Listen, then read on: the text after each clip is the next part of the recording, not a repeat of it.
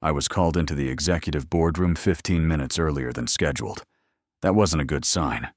The hallway smelled faintly of burnt coffee and fresh toner, and as I pushed open the heavy glass door, the usual pleasantries were absent. Brandon sat at the head of the table like he owned the place, which, technically, he now did. His fingers tapped the surface with calculated rhythm, eyes scanning a document I didn't recognize. To his right was Samantha from HR, holding a manila envelope as if it were a loaded gun. I took a seat without being asked, nodding once.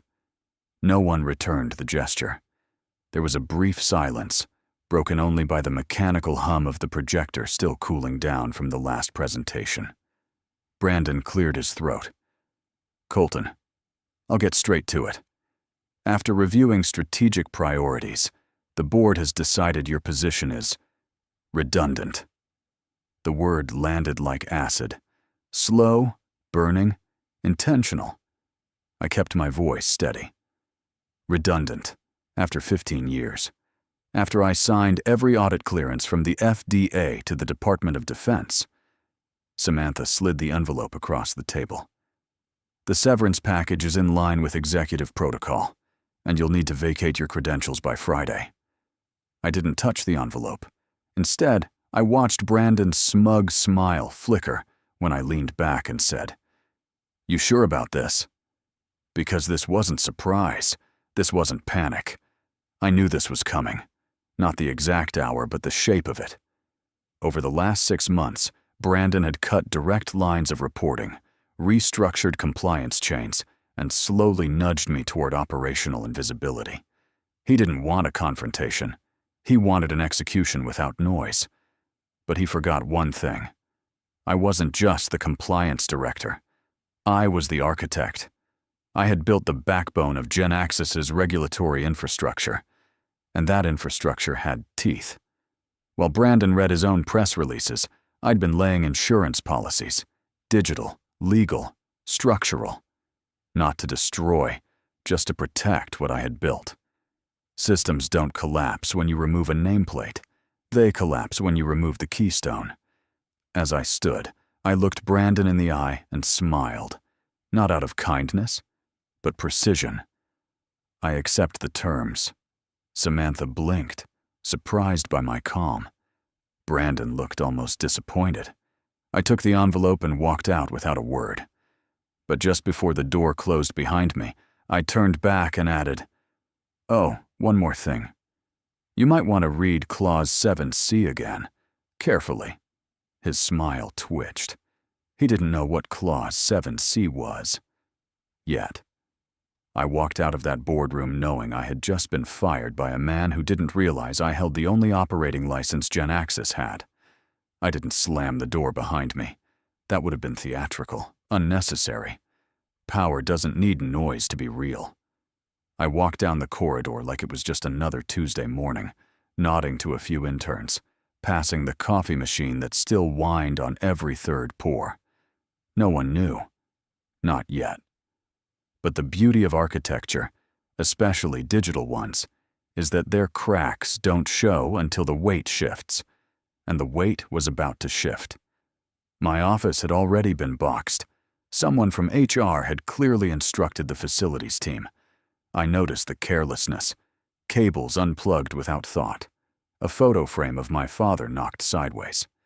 But they didn't touch the cabinet with the black USB key, hidden in plain sight beneath a stack of old compliance reports.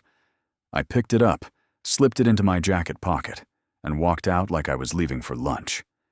My access badge still worked. That told me Brandon hadn't even initiated the handover protocol. Rookie mistake. You don't fire the man who owns your locks and expect your keys to still open the doors. Across the street, I slid into a booth at Millie's Diner. The waitress knew me, poured my coffee without asking. I opened my laptop and ran the diagnostic. GenAxis License Authority. Active. Backup credential server. Shadow mode enabled. Signature chain. Verified. C. Reeves. I smiled, just a little. The system still thought I was in charge. Brandon had no idea that the firewall update last quarter rerouted all emergency license protocols through my endpoint. It was buried under dozens of lines of routine code, nothing flashy. The kind of code you only find if you know where not to look. I wasn't planning revenge. Not really. I was planning continuity. What Brandon had done wasn't just arrogant, it was reckless. You don't strip a company's regulatory pillar and expect Wall Street not to notice. I pinged an old contact at the Federal Audit Authority, just a courtesy check-in. "Colton Reeves," the reply came within minutes. "Didn't expect to hear from you. Everything okay at GenAxis?" I typed slowly, carefully. "Not yet, but it will be." After that, I activated a private log, something only I had access to. It was time-stamped, encrypted, and invisible to the mainframe. I labeled it Transition Phase. T minus 72 hours. The plan wasn't to crash the system. It was to let them feel the edges of the absence. Soften the walls. Let the silence speak louder than any lawsuit could. Then, when they finally realized what they'd done, it would be too late to ask for a meeting. Too late to backpedal. Power doesn't announce its exit. It lingers, embedded in every unnoticed layer, until it decides to flick the switch. I started the countdown and wrote the first line in my private system log. Hour 0. They think I'm gone. 3 days after my dismissal, they held a team-wide virtual meeting to announce leadership realignment. I watched it from my apartment, coffee in hand, wearing the same t-shirt I'd coded the original license framework in. Brandon stood in front of the GenAxis logo, tone measured, expression carefully sculpted. "This transition marks a leaner, more agile GenAxis," he said. "We thank Colton Reeves for his years of service and wish him the best." That last line almost made me laugh. He never thanked me when I worked there. Why start now? But I wasn't watching for nostalgia. I was watching for signs of ignorance, and they were everywhere. Brandon spoke confidently, but never once mentioned license succession, regulatory continuity, or platform revalidation. Which meant either he had no idea what was coming, or worse, he thought he could bluff his way through it. I opened the private dashboard I'd built months ago, back when I first sensed the shift in power dynamics. The logs confirmed everything. The new compliance officer hadn't authenticated the license certificate. No new keys had been registered. The license signature still read, C. Reeves. I triggered a system ping, a subtle audit flag, nothing catastrophic, just enough to trigger a message in their internal security console, the kind of message Brandon would ignore until it escalated. I leaned back and waited. At 2:34 p.m., I received a forwarded email from a GenAxis contractor, anonymous, of course. Subject line: "Can someone verify why the license chain still points to Reeves?" Perfect. The moment I had anticipated, I began encrypting the USB key with the offsite control protocols. If they revoked my credentials, they'd hit a wall of fail-safes. If they tried to clone the system, the license verification would collapse. But I wasn't done. I left one breadcrumb in the legacy server, a phrase embedded in the base code of the license chain. Not something obvious, just a whisper. One line buried among thousands. In silence, systems obey the architect. It wasn't poetic, it was protocol. Around 4 p.m., I got a call from a number I hadn't saved in years. Elliot Kane, CEO, technically still my boss, until 3 days ago. I didn't answer. I let it ring, let the silence stretch. He didn't leave a message. That told me everything I needed to know. He knew something was wrong, but he didn't know how deep the crack went. And by the time he figured it out, the systems I'd built would already be beyond his reach. I left the office with a severance letter and a handshake. I also left with every access credential they didn't know they needed to revoke. Brandon stood in front of the server room like a man pretending to understand the language of machines. He barked something into his phone, half whispered, half panicked. while a junior tech hovered nervously beside him. The first compliance audit alert had come through at 6:12 a.m., flagging invalid license handshake across multiple core systems. Not critical yet, but critical adjacent. And the real issue, no one in the room knew how to fix it. Not without me. Across town, I was already 3 steps ahead. My off-site terminal blinked green, logs syncing every 15 minutes from GenAxis's backend. The system still whispered its heartbeat to me, because I'd written the code that taught it to trust only one architect. The license certificate hadn't been replaced, because it couldn't be. Not without a multi-factor chain that only I possessed. And Brandon? He thought he could override me by appointment. That's not how federal systems work. This wasn't a company badge. It was a compliance spine. And when it snapped, the entire regulatory skeleton collapsed. At 9:27 a.m., a second alert fired. This one sent directly to the Federal Audit Authority. Unverified license holder activity detected. Possible breach. I didn't send it manually. I didn't have to. I just built the system that knew when to scream. And today, it screamed. Brandon's team scrambled. I knew the pattern. They'd reboot local servers, roll back a few builds, maybe call in a consultant. All wasted effort. Because the breach wasn't in the system. It was in their assumption that I was out of play. Around noon, I got a text from Marcus. Short. Simple. It's happening. He didn't owe me loyalty. He just saw the truth. He'd been watching the metadata, tracing how the report I authored last quarter had mysteriously changed authorship after I was pushed out. Brandon's name was on it now. And Marcus? He had the original PDF, time-stamped, signed, archived. By me. The walls were starting to close in. I sent him a file. Use this if they corner you. Otherwise, stay quiet. It wasn't about Marcus. It was about the pattern. Brandon was sloppy. He didn't understand the machine, and worse, he underestimated the man who built it. As the day burned on, reports began failing to upload. Dashboards blinked red. External agencies began pinging the GenAxis support line, asking questions no one could answer. I knew exactly how long it would take before Elliot Kane, the CEO, would have to step back into the picture. This wasn't just internal anymore. The company had lost regulatory visibility. For a biotech firm on the cusp of public offering, that wasn't a hiccup. It was a firestorm. And I was the only person holding the extinguisher. I watched from my terminal as Brandon finally did what I expected. He opened the wrong patch file. The moment his system tried to run the override, it triggered my embedded lockout. The screen would have gone black for 6 seconds. Then red. One word in bold, white font. Revoked. They thought firing me was the end of a chapter. It was the prologue to a lesson they were about to learn in real time. The call from the feds came just after 8 a.m.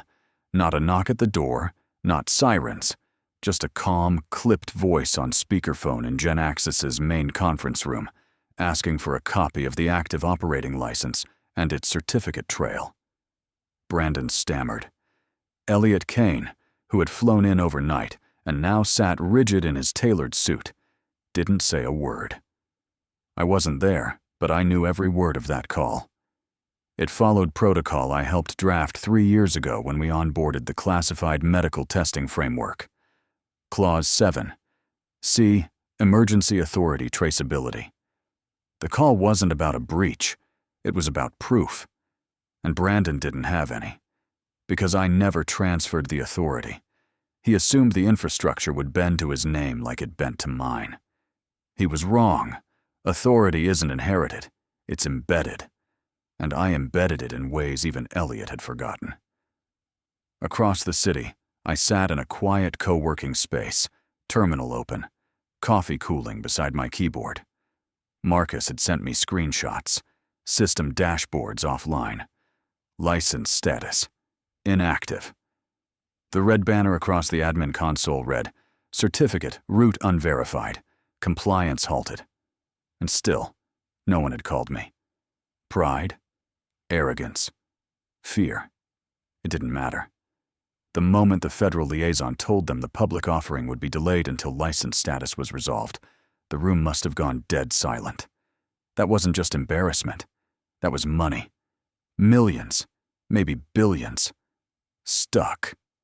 Frozen. Then came the audit team. Not contractors. Real ones. Government-issued badges, time-stamped authority, and no time for excuses. They asked for logs, signatures, database trails.